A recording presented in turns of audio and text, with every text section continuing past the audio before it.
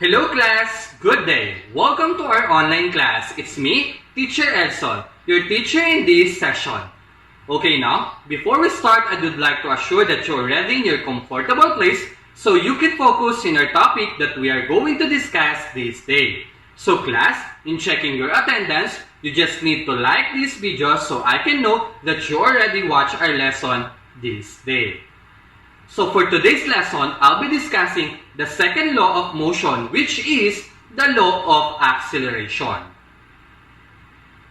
Newton's first law of motion covers what happens when the forces are balanced.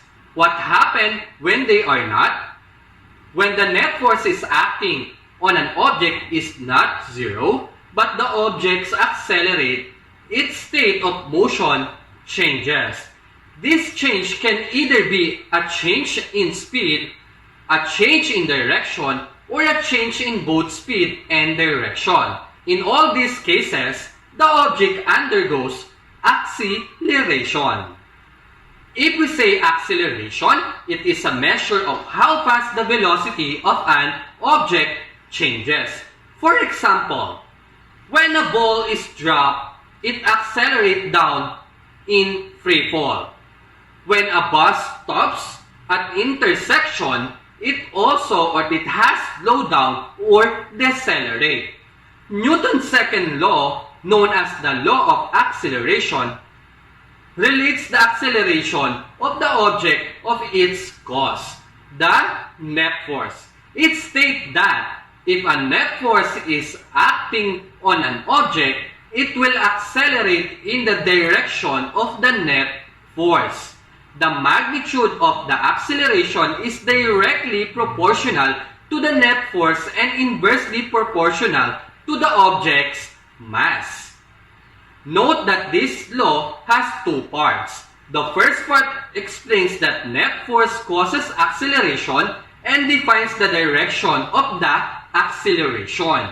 The second part relates the quantity of the net force to that of the acceleration. In symbol, we have this.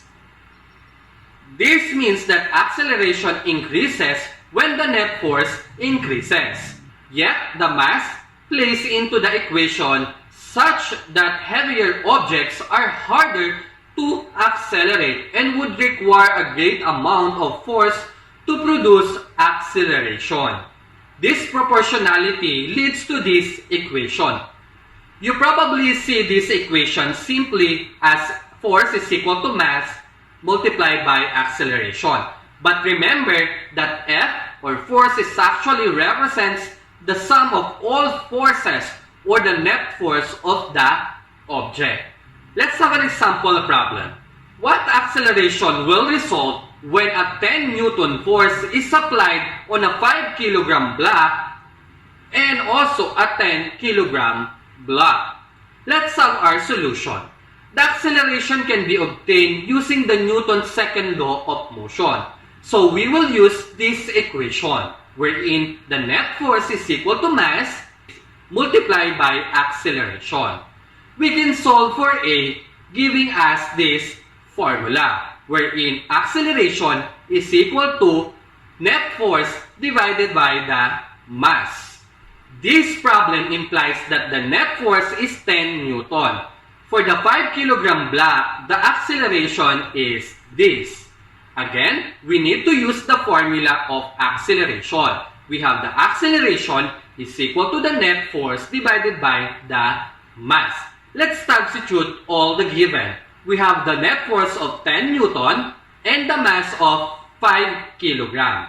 So you will just divide and we will get the answer of 2 meter per second. Remember, if we are getting the acceleration, the unit for acceleration is meter per second squared.